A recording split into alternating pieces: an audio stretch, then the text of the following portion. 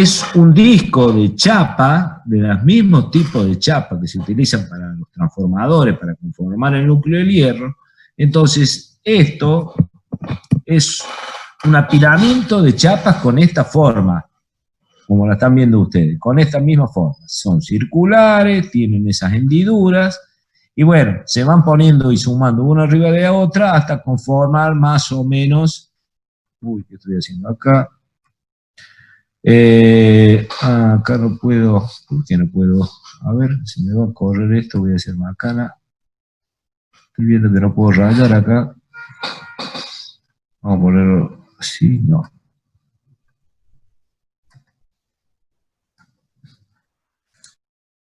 Mira vos, no puedo hacer lo que yo quería acá.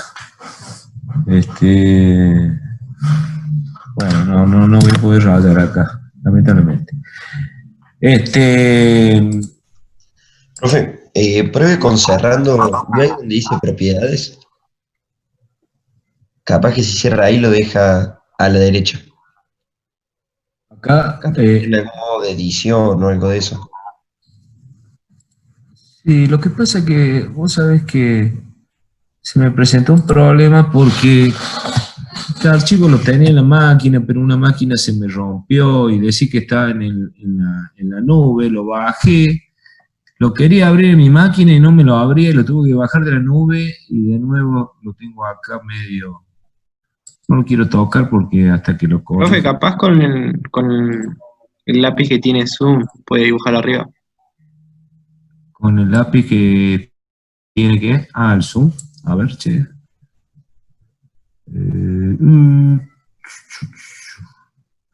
¿Qué lápiz tiene zoom acá? ¿Qué lápiz? No. A ver si salir de este sitio. Puede salir esto. A ver, che. Pero lo más lindo es que ni siquiera lo puedo presentar. Fíjate vos. Problema de esto, Archivo. A ver, che, déjame ver un poquito. Tiene que cerrar la parte que dice propiedades, profe. ¿Propiedades de qué me decís vos? ¿De qué? ¿Del programa? Tiene una ventana abierta al costado que dice propiedades, o sea, antes de la presentación, de ponerla, y capaz eso le evita editar.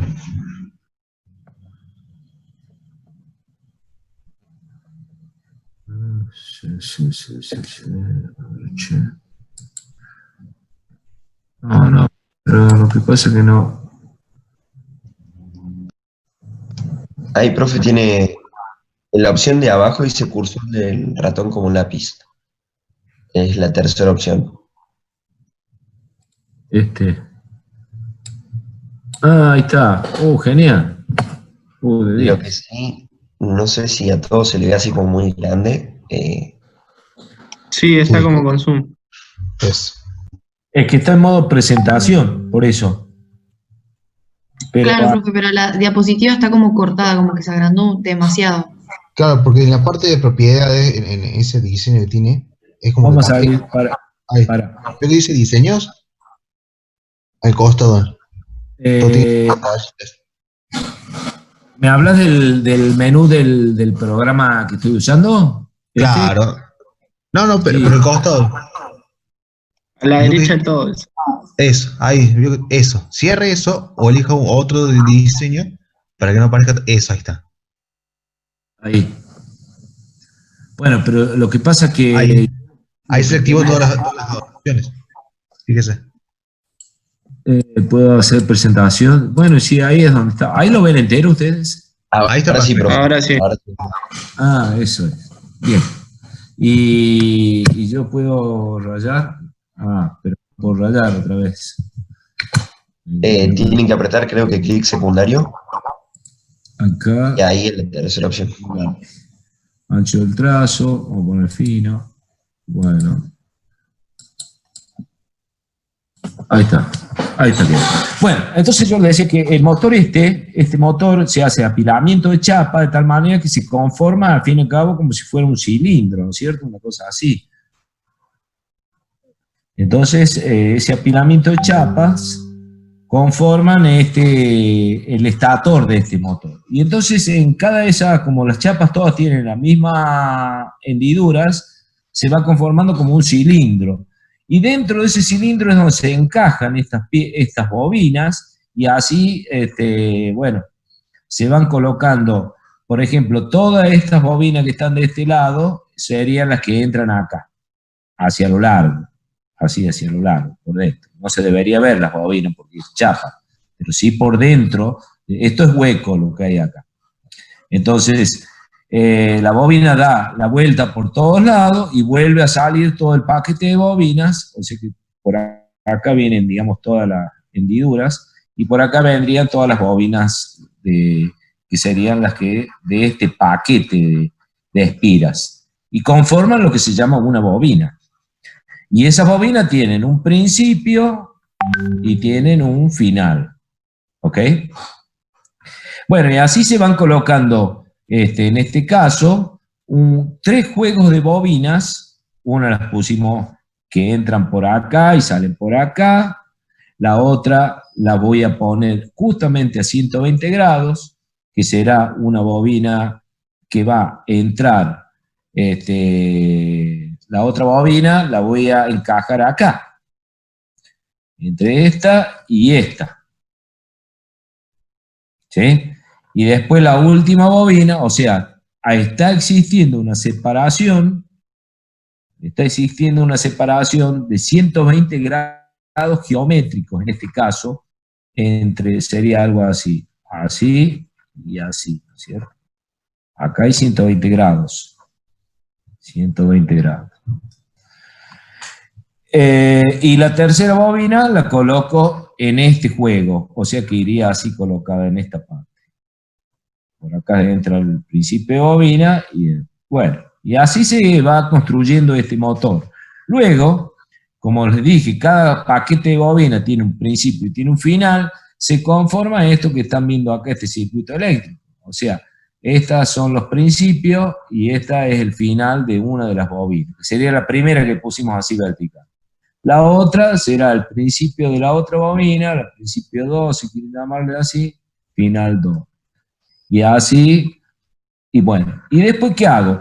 Uno todos los finales, como está conectado acá, se los conecta así, ¿y qué acabo de hacer? Y es conformado lo que ustedes ya conocen que es una estrella, ¿verdad? No me gusta cómo escribe esto así, pero más o menos así. Es la famosa estrella de acá.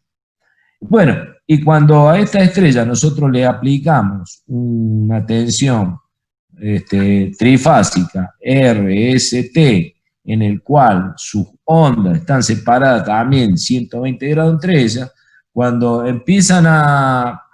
Esto se lo estoy contando medio rápido, me gustaría darle más detalles, pero cuando empiezan a circular las corrientes por todas las bobinas, internamente se va gestando un flujo, un campo magnético que tiene magnitud constante, pero de características rotatorias. Entonces, eso es lo que permite de que este motor después funcione, ¿no? Esa sería la onda trifásica que nosotros le colocamos. Y bueno, y a través de un análisis que hay que hacer entre las ondas trifásicas, se va conformando campos magnéticos. Ahí, por ejemplo, ¿ves? Se ha conformado un campo magnético con un sur y un norte, que se empieza a cerrar así como está dibujado en las líneas de fuerzas, por las chapas mismas.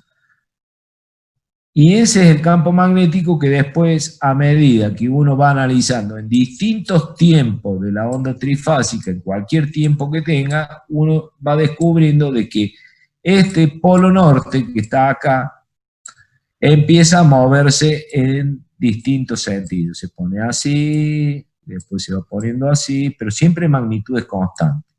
Y termina girando, empieza a girar.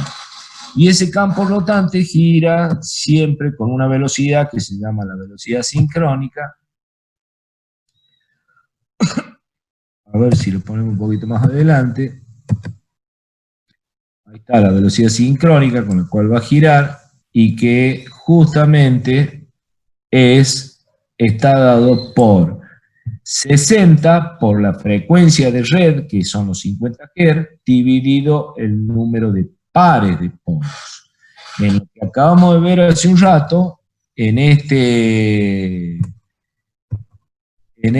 dibujo, bueno, acá se ha conformado un par de polos, o sea, hay un norte y un sur. Pero si las chapas tuvieran el doble de ranura, podríamos colocar el doble de paquetes de bobina. Y cuando coloco paquete de bobina al doble paquete de bobinas, termina pasando algo así. ¿Ves? Tienen un sistema de doble cantidad de ranuras y ahí las bobinas se conectan de esta manera como están dibujados acá arriba. Se las conecta así en serie. De tal manera que el eje magnético que genera esta bobina, el eje magnético de esta bobina coincide con el eje magnético de esta otra bobina. Y entonces, en vez de conformarse un par de polos, se conforma dos pares de polos, como se ven acá. Acá hay un norte, acá... se me fue. Tenemos un norte, sur, norte, sur, norte, sur. O sea que ya tenemos dos pares de polos. Y ustedes saben que a medida que aumenta el par de polos, de acuerdo a como indica nuestra fórmula, si el número de pares de polos aumenta, la velocidad sincrónica, ¿qué es la velocidad sincrónica? Es la velocidad con la cual gira el campo rotante. Entonces, a medida que yo agrando el número de pares de polos, el campo rotante empieza a girar más despacio. Y entonces, por lo tanto, un motor giraría con menores revoluciones. Las máximas revoluciones que podemos lograr nosotros, en este caso, es 60 por la frecuencia 50, son 3000, ¿no es cierto?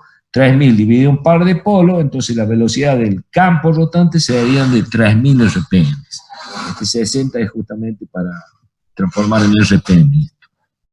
Entonces, si uno necesita un motor que gire más lento, tenemos que recurrir a aumentar la cantidad de pares de polos. Bueno, un poco es eso. Y eso es la parte del estator. Y la parte del rotor está conformada también por un tambor, pero esta vez los tambores estos, los apilamientos, este cilindro que ven ustedes acá, son apilamientos de chapas directamente cilíndricas. Apilamientos de chapas cilíndricas. Entonces, esas chapas, en realidad, en vez de tener una hendidura, así como tenía el estator hacia adentro, que estaban así para que pueda pasar la espira, estas hendiduras están puestas del lado de afuera, para que las espiras quedan casi al ras de la superficie de todo ese apilamiento de chapa que están ahí. Bueno, ¿y qué característica tiene? Que esas se colocan espiras desde una punta hacia el otro extremo, o sea, al final de ese cilindro, y de esa manera, con unas chapas también circulares, que son de material, pueden ser de aluminio o de cobre, son generalmente de aluminio, ponen una chapa que cortocircuitan todos los extremos de cada esa espira que circula, que está puesta hacia lo largo. Entonces, esa es una espira. Acá al lado, por ejemplo, irá otra espira. Al lado y así todo en la superficie de nuestro cilindro. Esas espiras tienen su principio acá y mueren acá. Este otro principio acá y muere allá. O sea, este sería el final, principio y final. Pero el anillo este lo que hace es ponerlas a todas esas en cortocircuito. Quedan todas cortocircuitadas con ese anillo de aluminio. Eso de este lado, o sea, estamos uniendo todos los principios, lo estamos uniendo. Y desde el otro lado del fondo también existe otro anillo que también une todos los finales de cada una de las espiras. En definitiva, queda conformado un conjunto de espiras que están en cortocircuito. Y ese conjunto de espiras en cortocircuito de esa manera es lo que se conoce como jaula de Atkinson. Otro tipo de motores, en vez de tener el rotor, como estábamos explicando recién, acá, de una manera que son espiras, que tienen un anillo en cada extremo, y están en cortocircuito, en vez de ser espiras o barras, las espiras esas son prácticamente barras, ¿no? Barras de aluminio, barritas. En vez de tener esas espiras, tienen bobinas. Es otro tipo de construcción. Y esas bobinas también, por ejemplo, tienen su principio acá y tiene su final allá. Esta otra bobina tiene su principio acá y todas tienen su final allá. Acá lo que se hace es que internamente se unan las tres espiras, las tres bobinas. Y externamente, a través de lo que se llaman anillos rosantes, pues recuerden que todo este tambor, si se quiere decir, que se llama rotor, no tambor, pero este tambor está girando. Recuerden que la primero que vimos nosotros era la parte del estator, que era las que tenían esa forma así circular y tenía sus hendiduras acá hacia adentro, ¿verdad?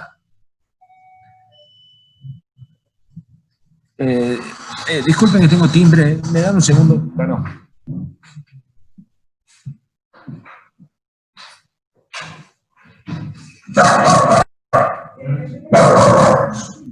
Sí, no está ahora pues un cambio.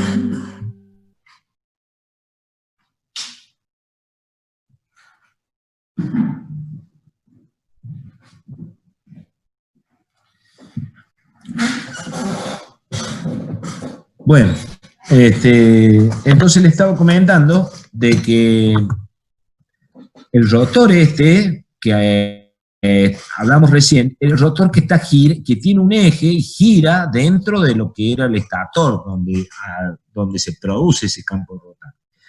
En este caso, también hay un rotor, pero esta vez el rotor, en vez de tener esas espiras en cortocircuito que le llamábamos jaula de ardilla, ahora tiene conjunto de bobinas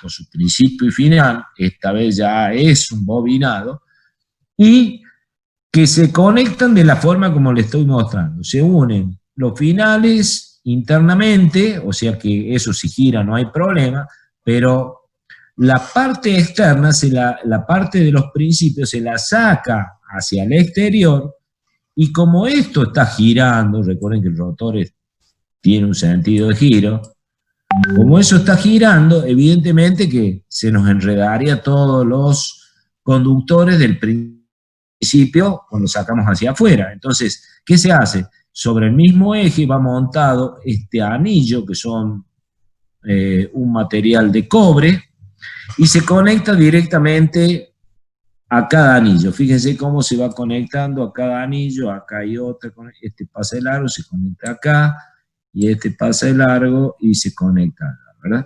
Entonces esto si gira no habría problema. Tendríamos siempre, sin que se nos enrieden, que se nos haga lío con los alambres de los bobinados.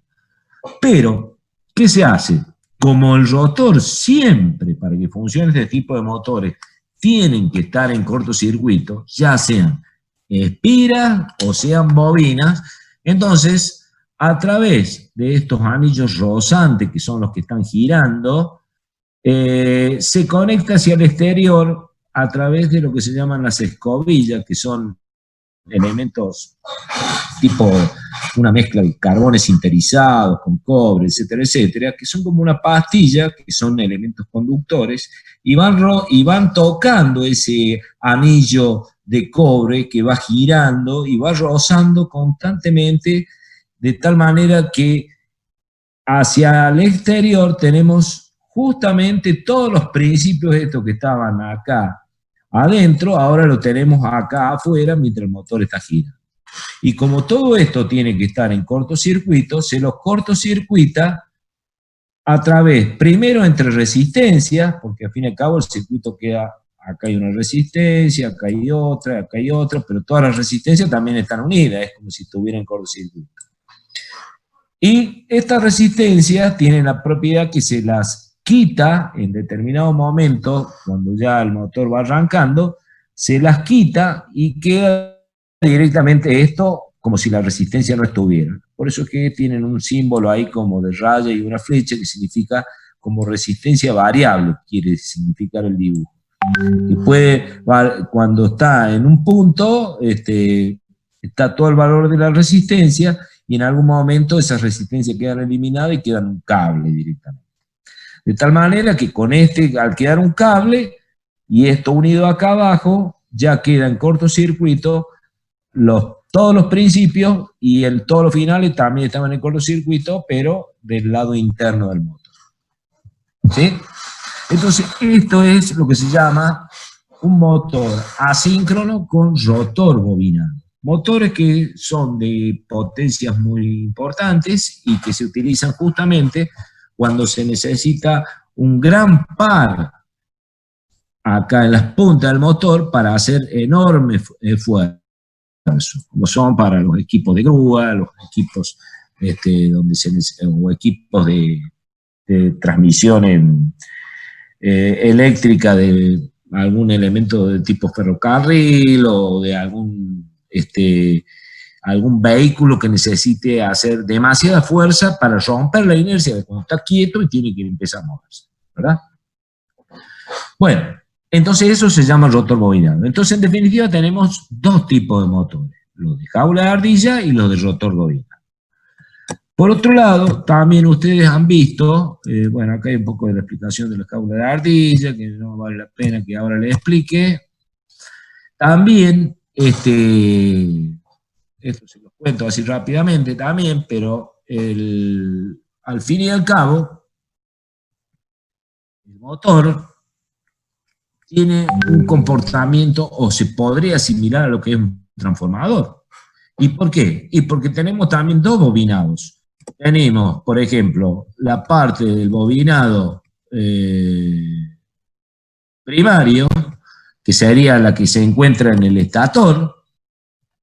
Todo lo que está acá, recuerden que en el estator estaban las tres bobinas que vimos al principio, donde se le aplican las tres fases, la R, la S y la T, y adentro hay otro juego de bobinas, que pueden ser bobinas o pueden ser espiras, como decíamos, pero al fin y al cabo, fíjense que es muy parecido a lo que sería un transformador, nada más que un transformador móvil, se puede decir, ya que hay núcleos de hierros, tanto en la parte del estator, hay núcleos de hierro, en la parte del rotor, y lo único que no tiene el transformador sería el espacio que sería el entrehierro.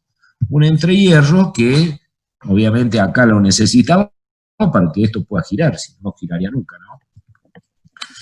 Bueno, y como entonces podemos asimilar como un transformador donde hay un primario y un secundario, el estator podría ser un primario y el rotor podría ser un secundario, también también tiene un circuito equivalente, igual como tenía el transformador, como el que está ahí, por ejemplo.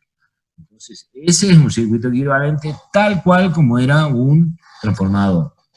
Y también tendrá su red de R y X en paralelo, indicando que sobre esa red es donde se producen generalmente las pérdidas en el hierro, como lo que significaba en el transformador, esta resistencia, y bueno, y el elemento, la reactancia, que era el elemento que era la que producía todo el campo, el flujo magnético a través de ese núcleo de hierro. A través del hierro, perdón. Y bueno, acá fíjense, esta es la parte del rotor, también el rotor tendrá su resistencia, tendrá su reactancia, y fíjense que acá está el cortocircuito, ese que deben estar todos los motores en cortocircuito, los extremos de la espira, para que pueda funcionar. Si no, no funciona.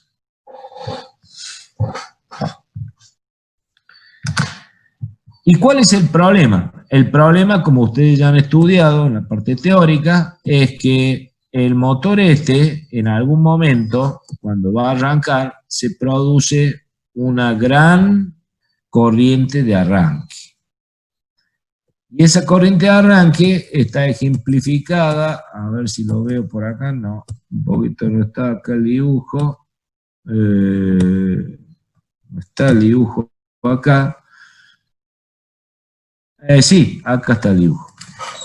El motor, por ejemplo, fíjense, esta curva que estoy acá marcando, esa curva que llega acá hacia abajo, esa es la curva de corriente del motor. Cuando arranca desde velocidad cero y empieza a tomar velocidad hasta llegar a la velocidad de trabajo, que ustedes conocen ya por lo que han estudiado, que la velocidad, el motor llega o trabaja siempre a una velocidad menor que a la de sincronismo, o sea, a la famosa velocidad esa que nosotros hablábamos del campo rotante, la NS, esa que era igual a 60 por F sobre P, ¿sí? Bueno, esa velocidad de sincronismo es justamente lo que hay acá abajo, que sería en este punto. Que ese es el valor de velocidad máxima que tiene el campo rotante. Y que el motor o el rotor jamás puede llegar a esa porque si no se detendría. Bueno, ¿y cuál es nuestro problema? Nuestro problema estaba que cuando arranca tiene un valor de corriente muy alta hasta que el motor empieza a tomar velocidad. Recuerden que la velocidad de trabajo de este motor estará más o menos por acá, un poquito más allá, se me corrió estaría por acá más o menos el punto de funcionamiento. Y ahí la corriente ya fíjense que ha tomado valores mucho más chicos, ¿no? Pero nuestro problema está acá, que al arrancar se producen esos grandes picos de corriente y que al haber un gran pico de corriente, nosotros ya estudiamos, sobre todo la parte de lo que son los cálculos de los conductores. Recuerden que hablábamos de que teníamos que tener en cuenta que si era un conductor para alimentar fuerza motriz, o sea, motores, teníamos que tener en mente que las caídas de tensión que se producían en nuestro cable tenían que ser del 5 menor o igual al 5%. Pero además teníamos que considerar de que las caídas de tensión no fueran mayor, o mejor dicho, fueran menor o igual al 15% en el momento de arranque. ¿Y cuál es el momento de arranque? Y justamente el valor de corriente que estamos mostrando acá, este valor de corriente. Entonces son valores de corriente muy grandes, por lo tanto van a producir mayor caída de tensión, por eso es que en la condición o en los cálculos del cable nosotros tomábamos menor o igual al 15%. Bueno, si se respetaba eso, entonces nuestro cable estaba bien de sección, y si no, teníamos que aumentar la sección. Eso por un lado. Entonces, para mencionar otra cosa más, bueno, aparte el motor tiene esta característica de funcionamiento de par velocidad, que es la curva esta roja que está acá, que estoy marcando ahora. Bueno, entonces acá está más o menos el punto de trabajo, donde el motor trabaja más o menos por eso, muy cercano a la velocidad de sincronismo, pero que no llega nunca. Eso es para comentar. Esto es M y esto es velocidad, lo que hay en el eje. Y ese par, o ese M o T, como está puesto acá, esta formulita, que tienen acá, el par de ese motor depende de una constante K por la tensión de alimentación del motor al cuadrado. ¿Ven? El par, o sea que si yo, por ejemplo, disminuyese esta tensión a la mitad, entonces quiere decir que el par se reduciría a la raíz de, ¿cómo sería? A la cuarta parte, porque sería así, sería la U, supongamos que lo reducimos a la mitad, y como esto está elevado al cuadrado, acá estaría el K, esto sería igual al par. Entonces fíjense qué pasa, que esto haría de que el valor de par se me redujera justamente a la cuarta parte, o sea que en vez de arrancar justamente en este punto donde sería el máximo par de arranque, se me reduciría, acá estaría la mitad y arrancaría de por acá. Entonces, si yo dejara una tensión a la mitad, uy, se me ha ido, ¿a dónde estaba? Bueno, me chispoteó. A ver. Entonces, si yo redujera la tensión a la mitad, el motor podría funcionar, pero imagínense con una curva que iría paralela a la original y haría una cosa así. Pero ¿qué problema nos encontramos? Siendo que, por ejemplo, esta era la curva que representa el par resistente que tiene ese motor en su eje, si yo redujera la mitad, el motor no podría arrancar, porque el valor en ese instante tiene que vencer el valor de par resistente este que está acá arriba. Entonces el motor no podría moverse.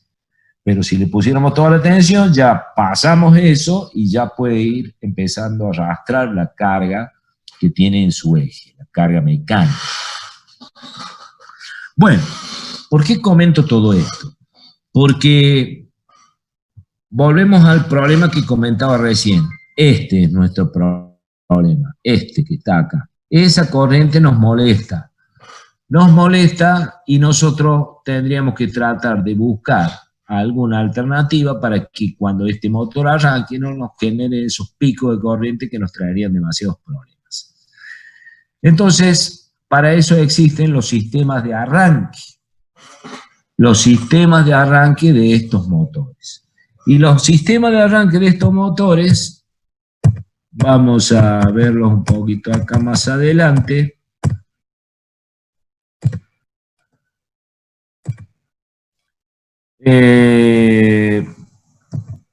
Los sistemas de arranque de estos motores permiten de alguna manera controlar esa corriente de arranque que estábamos comentando así. Y así se define distintos tipos de modelos de arranque que hay para estos motores. Arranque directo, el arranque directo no es un sistema de arranque, es directamente aplicarle la tensión nominal al motor y que arranque. Se utiliza para motores más chicos, donde la corriente de arranque no sea tan grande. Después hay sistemas de arranques que permiten controlar la corriente de arranque, que se llaman estrella triángulo. Después hay otros que se llaman arranque por autotransformador, arranque por resistencia estatórica, otros que se llaman arranque por resistencias rotóricas. Ojo, este sistema de arranque únicamente es para motores de rotor bobinado. Para motor de rotor bobinado. Nada más que eso. Y por último, un sistema que se llama arranque estático, que se vale de elementos semiconductores, que lo único que hacen, como todos los demás sistemas de arranque, excepto este que está acá, que acabo de mencionar, todos los sistemas de arranque que tenemos acá, hasta acá, inclusive menos ese, y lo único que van a tratar de hacer es tratar de disminuir la tensión que tiene el motor en el estator. Va a tratar de disminuir. ¿Y con qué sentido de disminuir? Y de disminuir porque al disminuir la tensión, evidentemente la corriente tiene que disminuir. Pero tenemos que cuidar cuánto disminuir, ya que, como les decía recién, vuelvo a escribirlo, el par del motor estaba en función de una constante por la tensión al cuadrado.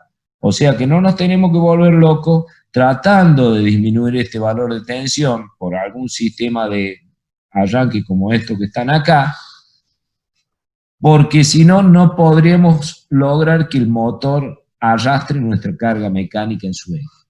¿Ok? Pero en definitiva, todos estos 3, 4 arranques que hay acá se basan en disminuir la tensión de alimentación de arranque que se le coloca al estator de nuestro motor asíncrono. El único en el cual no se le achica la tensión para controlar siempre, recuerden que acá la meta es controlar la corriente de arranque, el único que no se le achica la tensión es el sistema de arranque por resistencia de carga. En ese la tensión no se toca para nada, pero únicamente se los puede utilizar en motores que tengan rotor bobinado. Grandes motores, muy caros, pesados, para hacer grandes fuerzas. Bueno, dicho eso, entonces, vamos a ir un poquito a lo que es el concepto de los elementos que se utilizan para generar un sistema de arranque de cualquier motor. Este tema yo lo voy dando así, como para que ya de paso vamos reconociendo cuáles son los elementos de control, protección y maniobra que existen en electricidad, para poder controlar, proteger, arrancar un motor eléctrico como el que está acá. Entonces, para comenzar esto, vamos a tener que hablar primero de los elementos que constituyen este circuito. Y vamos a usar este sistema arranque directo, como les dije, este arranque simplemente es darle alimentación al motor y que arranque. No controlamos ninguna corriente ni nada por el estilo, pero se utiliza para motores mucho más chicos. Estos motores sincrónicos, como ustedes saben, tienen que tener 3 fases, R, S y T, porque son trifásicos. Esta es nuestra línea, L1, L2, L3, y lo primero que si seguimos nosotros nuestro circuito, vamos a ver que nos encontramos tomando tensión en cada una de las fases, 3 líneas que van hacia abajo, y llega a nuestro primer elemento que tenemos acá. Este elemento es un elemento de protección. Un elemento de protección y también podemos decir de protección y maniobra. ¿Por qué hablo de maniobra? Porque a través del uso, ya sea manual, se puede lograr de que estas 3 líneas que vienen de acá arriba puedan tener continuidad hacia abajo con tan solo empujar cada uno de estos que están acá, que en realidad no se empujan cada uno, sino que actúan los 3 al mismo tiempo, se empuja una manija para que se puedan unir los 3 puntos estos que están acá. Entonces, de esa manera, esto ya tiene continuidad y la tensión pasa desde arriba hacia abajo. Siguiendo aguas abajo nos encontramos con otro elemento que tiene otro símbolo, porque esto fíjense que tiene símbolos. Este símbolo que está acá era como si fuera un rectángulo. Este elemento se llama seccionador fusible, no lo dije. ¿Y qué es un seccionador fusible? Bueno, al fin y al cabo es como una llave, pero con un fusible intercalado en el medio. Todo eso se opera directamente manualmente. O sea, si hay un fusible, es un elemento de protección. Y si yo lo puedo cerrar y abrir, es un elemento de maniobra. Siguiendo más abajo, nos encontramos con otro elemento, que fíjense cómo es el símbolo que tiene, y ese elemento se llama contactor, este que está acá. Y el elemento contactor es un elemento de maniobra únicamente. ¿Por qué de maniobra? Porque de alguna manera son tres llaves que se van a cerrar o se van a abrir cuando yo desee. Pero la única diferencia y característica de este tipo de llave, que es una llave comandada eléctricamente. ¿Qué significa eso? Es muy sencillo, y se lo explico acá rápido como para que entiendan el concepto. Si yo tengo, por ejemplo, una bobina, y en el centro coloco un eje que pueda ser móvil, o sea que una vez cuando esto genere campo magnético, que de alguna manera atraiga ese elemento móvil, que puede ser hierro, hacia adentro, y que si hubiera un resortito acá, cuando yo quito energía de esta bobina, esto iría hacia afuera. Bueno, ese sistema de arrastre eléctricamente, o sea, le aplico tensión, tomaría. Cuando le aplico tensión, estos dos puntos que están acá se unen. Este con este, este con este, este con este, y este. Opa. Se me fue todo. Y este con este. ¿Cuándo ocurrió eso? Cuando yo le di tensión a esa bobina para que se me abra. Eso es un contacto. ¿Okay? Si yo le quito la alimentación, esto se vuelve a abrir como está dibujado ahí en ese momento. Bueno, siguiendo más abajo, hay otro elemento que se llama un elemento de protección térmica. ¿Para qué sirve esto? Cuando este motor empiece a circular más corriente de la debida por las líneas, entonces acá hay un elemento bimetálico que empieza a tomar temperatura y se deforma por estar constituido internamente por dos metales de coeficiente térmico distintos. Entonces se deforma y termina abriendo el circuito. Quiere decir que cuando hay una sobrecorriente, este lo protege, corta la corriente.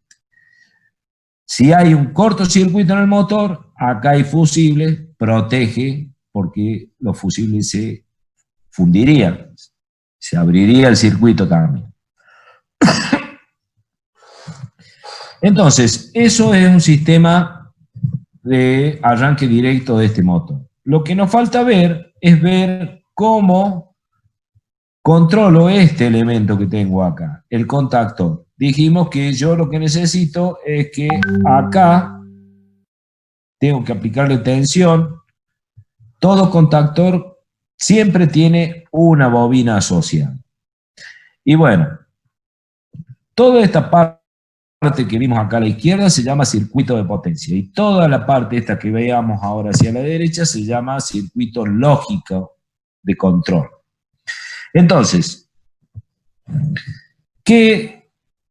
vamos a ver cómo hacemos para que este contactor se cierre o se abra, ya sea aplicándole tensión U o sacándole la tensión U a la bobina de ese contactor. La bobina esta, que yo dibujé acá, de ese contactor, asociado a este contactor llamado K1M, está puesto en este lado como a este rectángulo que está acá. Fíjense que ese rectángulo tiene el nombre K1M y está haciendo referencia de que es la bobina del elemento de este contacto. ¿Sí? Bien, acá arriba tenemos la línea positiva, el vivo, y acá abajo tenemos la línea negativa o el neutro. Quiere decir, entre el vivo y neutro ya sabemos que nosotros siempre tenemos ¿cuánto? 220 voltios. En cambio acá, entre vivo y vivo, entre R, tenemos 380 voltios. ¿Ok? Vamos a analizar de arriba hacia abajo para ir reconociendo. Acá tengo un símbolo que no sé si lo alcanzan a distinguir bien, pero se trata de una flechita con un ganchito así en forma de rectángulo. Este elemento es una protección termomagnética. O sea, ¿qué es una protección termomagnética? Es una protección que va a proteger por cortocircuito y por sobrecarga. ¿Y qué va a proteger esto que está acá? Y va a proteger justamente a esta bobina que está acá.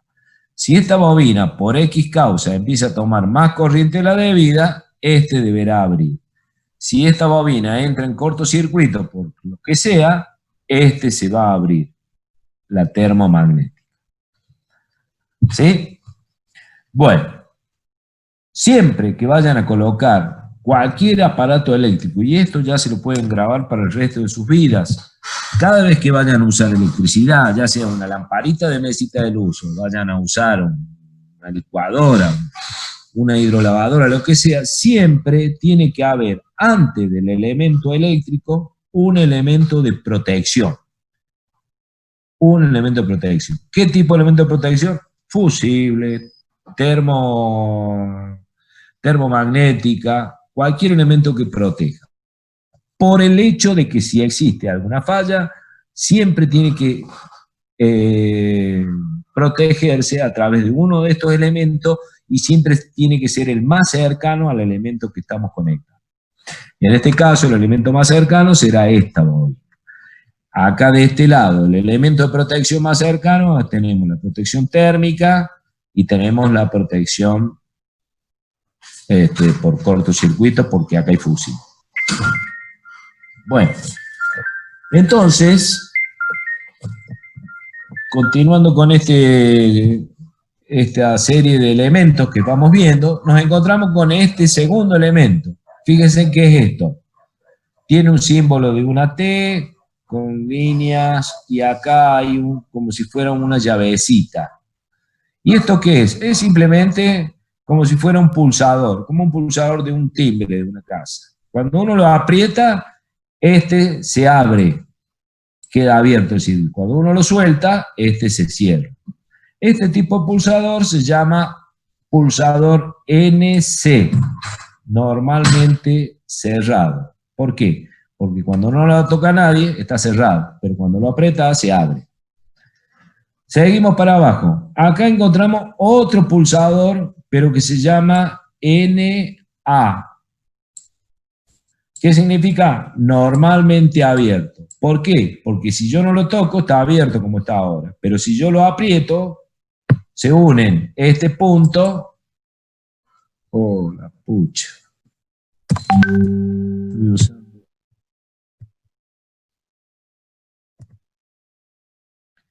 Se une el punto de arriba con el punto de abajo. ¿Y qué permite eso? Y que, como todos sabemos que acá hay una bobina, acá hay una carga eléctrica, tiene que venir corriente de arriba hacia abajo. Ese es el sentido.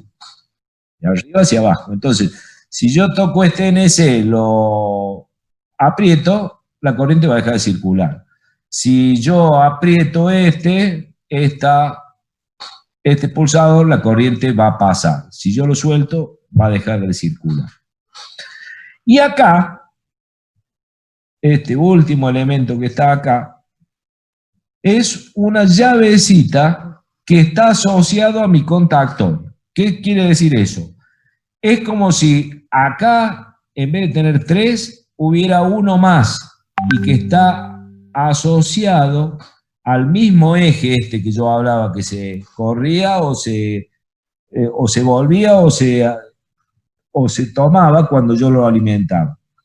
Entonces, ¿qué hace? Cuando estos tres están abiertos, este también puede estar abierto, como está acá dibujado. Cuando yo alimente mi contactor, todos estos tres se cierran y este también se cierra, quedaría cerrado cuando yo lo alimento. Pero quiere decir que es parte de mi contactor. Y por esa razón, esa llave tiene el nombre KM1, como lo tiene esta bobina KM1, o K1M, perdón, o como tienen todas estas tres que estaban acá, K1M. Eso significa que es todo de la parte de mi mismo contactor. El mismo contactor tiene todas esas llaves. ¿Ok? Bueno, entonces, reconocimos todo y ahora vamos a ver fácilmente cómo funciona. Es muy fácil, no va a demandar mucho tiempo. Nosotros, nuestra idea es que este motor empiece a girar, o sea que se encienda. Para que se encienda tienen que estar estos tres cerrados, como lo están. Estos están abiertos, se tendrán que cerrar. Y estos están abiertos, yo lo voy a cerrar manualmente. Voy a meter la manito ahí. Aprieto, cierro y esto queda ya unido. Por lo tanto, acá queda tensión aplicada en este contactor hasta estos puntos nada más. Acá abajo no hay tensión, por lo tanto el motor no puede girar. Pero, como yo armé este circuito acá al lado y la bobina de mi contactor está acá, yo con tan solo que esta bobina tenga 220 entre estos dos puntos, ya voy a lograr de que este contactor se cierre y el motor arranque. Y vamos a ver por qué hice tanto lío. Bueno, esta era la protección, no hay otra forma de evitarla. La tenemos que poner sí o sí. Pero acá puse un pulsador normalmente cerrado. Y acá tengo un pulsador normalmente abierto. Como este está cerrado, quiere decir que la tensión, yo tengo tensión hasta este punto sin ningún problema. Pero para abajo no tengo tensión, por lo tanto esta bobina, que es la que me va a actuar todos los contactos, está sin alimentación. Pero yo cuando venga con la mano, voy a hacer como quien va y toca el timbre y sale corriendo, como hacíamos cuando éramos chicos. Uno aprieta ese pulsador, entonces este se cierra momentáneamente. ¿Por qué? Porque lo tengo apretado. Este circuito, entonces yo ya tengo tensión hasta acá. Por lo tanto, esta bobina quedó energizada. Ya tengo tensión U, como le explicaba acá. Al tener tensión U, se me cerraron todos estos elementos. Todos estos quedaron cerrados. Este que estaba abierto quedó cerrado. Este quedó cerrado. Y el otro contacto auxiliar que estaba acá, que estaba abierto, también quedó cerrado. ¿Y qué va a pasar? Entonces, como yo solamente apreté el pulsador, cuando lo suelte, ¿ustedes qué opinan? Quedaría sin energía, pero como este ya se cerró, la corriente en vez de pasar por acá, y yo suelto, se corta de este lado, pero puede seguir circulando por acá, porque el otro ya estaba cerrado. Entonces, directamente, la bobina sigue energizada, estos tres contactos siguen cerrados y el motor ya está girando. ¿Sí? Entonces, ¿para qué hice todo este lío, me decís? Y bueno, porque ahora yo lo quiero parar al motor. ¿Cómo hago? La corriente está circulando por acá y está yendo por acá, como decía, y energiza la bobina y todo está funcionando. Pero como acá había otro pulsador, ¿qué pasa si yo aprieto ese pulsador que es normalmente cerrado? Al apretarlo, lo que termina pasando es que voy a cortar la corriente. Esperen que se me va el plano. Voy a cortar la corriente que estaba pasando por ese pulsador porque yo vine con la mano, lo apreté y abrí el circuito. Cuando abrí el circuito, todo queda otra vez sin tensión nuevamente y todo esto se cae y el motor se apaga. En una palabra, ¿ustedes qué hemos visto? Hemos visto que con un simple pulsador, con dos pulsadores, uno normalmente abierto y otro normalmente cerrado, he podido encender este motor y lo he podido apagar. ¿Y cuál es la diferencia? Es decir, ¿por qué no pusimos una llavecita directamente que conecte las tres fases o que las abra o que las cierra? Y, primero, la corriente que toman estas bobinas de estos contactores son corrientes muy pequeñas. O sea, estamos hablando de corriente como máximo, pónganle 100 miliamperes. Entonces quiere decir que la máxima corriente que podría pasar por acá es 100 miliamperes. En cambio, la corriente que pasa por acá, por el motor, podría ser corriente, qué sé yo, de 10 amperes. Un motor que consuma 10 amperes. Entonces, fíjense, un motor de 10 amperes nos haría falta una llave muy gorda, muy pesada, voluminosa, para poder manejar 10 amperes de abrir y cerrar, más todos los problemas que lleva de seguridad y todo eso. En cambio acá, con unos pulsadorcitos y manejando corrientes muy chiquitas, yo puedo hacer que este motor de gran potencia lo pueda prender o lo pueda apagar sin ningún tipo de inconveniente. ¿Ok? Entonces, esto que está acá se llama circuito de control, y el circuito de control o de comando, y este sería el circuito de potencia para manejar el encendido y apagado del motor. ¿Ok? Bueno, entonces, acabo de explicar cuáles son los elementos que yo utilizo para manejar en cierta forma y proteger un motor, con sus elementos de protección y sus elementos de comando. Esta parte que está acá, esta parte la van a ver repetida en todos los circuitos de comando. Toda esta partecita que acabo de ver. La voy a hacer un círculo rojo porque no sé cómo borrar ahora. Me han enseñado cómo escribir, pero no sé cómo borrar. Todo eso que está encerrado al círculo, ¿qué se haría? Este pulsador, este contacto auxiliar de contactor y este otro pulsador es lo que se denomina enclavamiento de un contactor. Enclavamiento de un contactor. Eso hace de que esta bobina de contactor puede ser energizada o desenergizada simplemente con pulsadores. Con pulsadores, no con llaves, pulsadores. Pulsadores es aquel que uno lo toca, cambia de estado y cuando lo suelta vuelve al estado normal. Así hay normal cerrados y normal abiertos. ¿Alguna duda hasta ahí, chicos? No, profe, está bien. Bueno. Entonces de eso se trata, que a mí me gustaría que hay un programa que se llama, ¿cómo se llamaba ese programa? Déjame que me fije. No, a ver, para que me fijo. Es un programa que lo pueden bajar de internet, es un programa bastante sencillo, es gratuito. Para que se me ha ido el nombre, che, CAD, algo con CADES. No me acuerdo bien cómo es. A ver, para. Lo van a buscar, lo van a bajar, o si no, porque yo no se los puedo subir a la autogestión. ¿Dónde estaba esto? A ver, che, si lo ubico. Quiero que lo bajen. Y lo primero que van a hacer es tratar de jugar y armar ese mismo circuito que acabo de mostrar.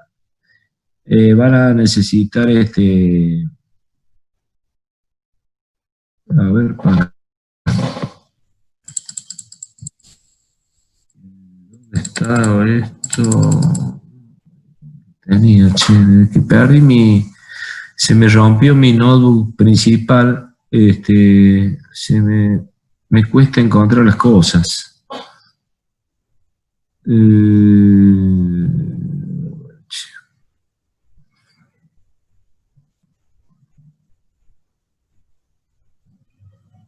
Estar en software, a ver. Acá está, a ver, creo que sí. Sí. El programa se llama CADESIMU. CADESIMU. CADESIMU se llama el programa. Y ustedes lo buscan en internet, lo bajan. Lo único Lo que pide el programa es que pongan una clave. Y la clave ya se las paso porque es una clave que la conoce la mitad del planeta. La clave era 4962. 4962. ¿Ok? Entonces, 4962. Fíjense, les voy a mostrar, hacer una cosita rápida.